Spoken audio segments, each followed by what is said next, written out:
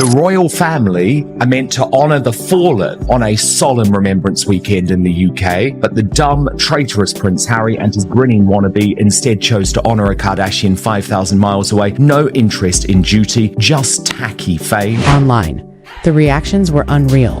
While the UK soaked in solemnity and quiet reflection, the Sussexes were soaked in bronzer, flashes, and staged smiles. Social media absolutely roasted them harder than the fanciest truffle ale, but here's the kicker. It wasn't just tone deaf, it was deliberate. Nothing Meghan does is by accident. Every pose, every glance, every minor faux pas is meticulously calculated. So why did Meghan and Harry transform a night meant for remembrance into a headline-grabbing PR spectacle? Brace yourself. The answer is wild, and trust me, the story only spirals further into chaos from this point. Onward.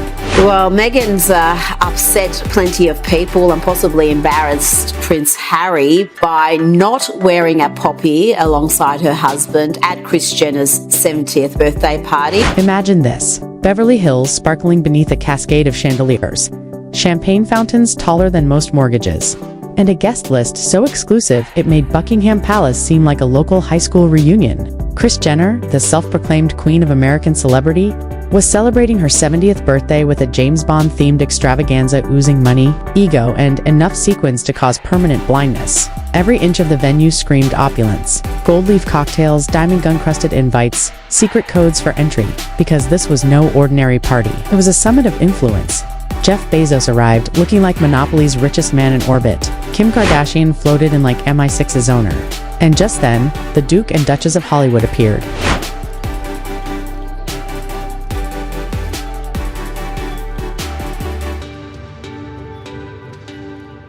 The instant Meghan and Harry crossed that threshold, the room's energy snapped tighter than Kris Jenner's latest facelift. You could almost hear the collective intake of breath, part shock, part cringe. Kris Jenner's night was meant to shine, yet suddenly, every lens pivoted to the royal intruders. It was audacious, deliberate, unmistakably orchestrated. Because when Meghan Markle walks in, she's not after champagne, she's hunting attention, and Hollywood attention. It's dazzling but fleeting. While others toasted Kris, Meghan and Harry were already scheming the next headline. Believe me, the way they did it had everyone buzzing. They didn't just enter. They commanded the room like it was Oscars night and the world held its breath. Doors opened and they glided in, slow enough for every flash to immortalize them, confident enough to seem naturally at home. Meghan led, chin raised just enough to demand notice. Black outfit sparkling under the lights, not subtle, but bold. Harry followed, the quintessential +1, looking like he'd rather be binge-watching The Crown. Cameras fired before they reached the bar, as if someone had coordinated paparazzi down to the second. Coincidence? Hardly. This was a masterclass in staged spontaneity, a red carpet moment cleverly disguised as a birthday cameo, leaving guests stunned, flashes still popping, and social media buzzing with every step of their choreographed arrival. Extraordinary optics, given Harry claims, and remember he wrote that personal note last week saying he cares nothing more, Brittany, than the British veterans. And then on our most important day, Remembrance Sunday, he goes to a tacky party with the Kardashians. He can't even bother to procure his disrespectful wife a goddamn poppy. It's a stinky new look. Guests turned, murmuring behind glasses of champagne. The Kardashians barely raised an eyebrow. Bezos offered a polite nod, and Kris Jenner, she smiled, that practiced PR grinned, the one that says, "You're stealing my spotlight. But fine, make it worth my hashtags." Every movement Meghan made felt choreographed. The soft touch on Harry's arm, the staged laugh, the exact pause for photographers. Yet beneath that gleaming performance lay a palpable desperation. They weren't celebrating Kris Jenner's milestone, they were broadcasting their relevance to Hollywood. And if the flashing cameras weren't proof enough, Meghan's gaze said it all. That unmistakable look of someone who had come to dominate, not to mingle. While Meghan and Harry basked in Beverly Hills glitter from one side of the room, thousands of miles away, the rest of the royal family observed solemn November rituals. London streets were lined with poppies, black coats, bowed heads, a nation remembering the fallen. The contrast was jarring. Ceremonial duty on one continent, relentless self-promotion on another, and when images of Meghan's beaming face circulated online beside Kate's composed profile at the Senate, the internet erupted. Social media lit up with incredulous commentary, memes, and viral comparisons. Fans and critics alike debated the optics. Was it audacious or tactless? calculated, or reckless. The juxtaposition of the two events, continents apart, highlighted a stark narrative. One moment steeped in tradition, solemnity, and remembrance. The other drenched in glamour, flashbulbs, and attention-seeking ambition. And Meghan, she seemed to revel in every second. She looked so respectful and pensive. And of course, we bring you these incredible visuals of Catherine honoring the patriotic and deceased, in jarring comparison to Meghan Markle hitting up a Kardashian bash. Commentators dubbed it the ultimate split screen. On one side, a princess draped in tradition and solemnity. On the other, a duchess draped in sequins and an eyebrow-raising tan. The visuals were a PR disaster, or maybe precisely what Meghan intended. Outrage drives engagement. Royals and seasoned journalists alike criticized the timing. How could Harry, a decorated veteran, celebrate while comrades mourned? Asked a prominent British tabloid.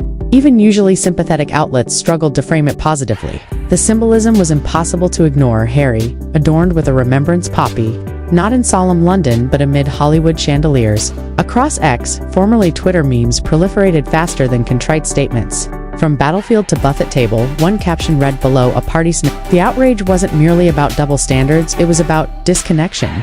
That evening, two very different portrayals of the monarchy were visible. One honoring memory, one pursuing clicks. And knowingly or not, Meghan and Harry had crafted the boldest headline of Remembrance Weekend. Unfortunately, it was a headline few celebrated. It's hard to comprehend where Meghan Markle's head is when we are seeing such grace and strength and selflessness from Catherine. How she could justify throwing on her Bond gear and showing up to the Kardashians' house. Now, let's dissect that appearance. Because if the event itself raised eyebrows, Meghan's ensemble practically launched them into orbit. She arrived swathed in a black wrap skirt that couldn't decide between elegance and experimental flair, combined with clashing textures that screamed Pinterest mood board gone rogue. But the outfit wasn't the only talking point. That tannin, unmistakable, orange-tinged glow lit every flash like a caution signal. Social media christened it the Bond villain spray tan. And honestly, they weren't exaggerating. Then there was the poppy. Oh, the poppy. Once a revered symbol of sacrifice, it now appeared as an accidental accessory pinned to an outfit, clearly designed for attention. Observers were shocked by the irony. A remembrance flower sparkling under disco lighting. That's not tribute. One user tweeted, that's branding. They weren't alone. Even US media described the choice as bizarrely Harry didn't escape criticism either. His poppy, intended to honor fallen soldiers, felt jarringly out of place beside velvet tuxedos and champagne flutes. A solemn emblem transformed into nightclub jewelry. Social media eviscerated the look with surgical wit, dubbing it funeral chic meets Halloween tan. Meghan smiled through it, but the message was unmistakable. This wasn't elegance, nor was it subtlety. It was a misfire masquerading as style. It looks like Meghan Markle married Prince Harry not for him, not to serve the British people, but to serve herself and the excess she always wanted to indulge in, the fame and the attention she always wanted to indulge in, but could never achieve on her own. Meghan Markle did not get an invite to that party. Prince Harry with Meghan Markle got an invite to that party. They're inviting him because of Harry. Remember when Meghan and Harry claimed they wanted a private life? Apparently, privacy now includes a curated guest list, professional photographers, and perfectly positioned lighting. Because every time they appear, it's as if a full production crew has been waiting for weeks. This Beverly Hills birthday bash was no exception. A supposedly low-key gathering somehow generated crystal clear photos from every angle. Coincidence? Hardly. This wasn't privacy, it was meticulously staged PR. For a couple who famously abandoned royal duties to escape flashbulbs, they've developed a remarkable skill for finding them wherever they go.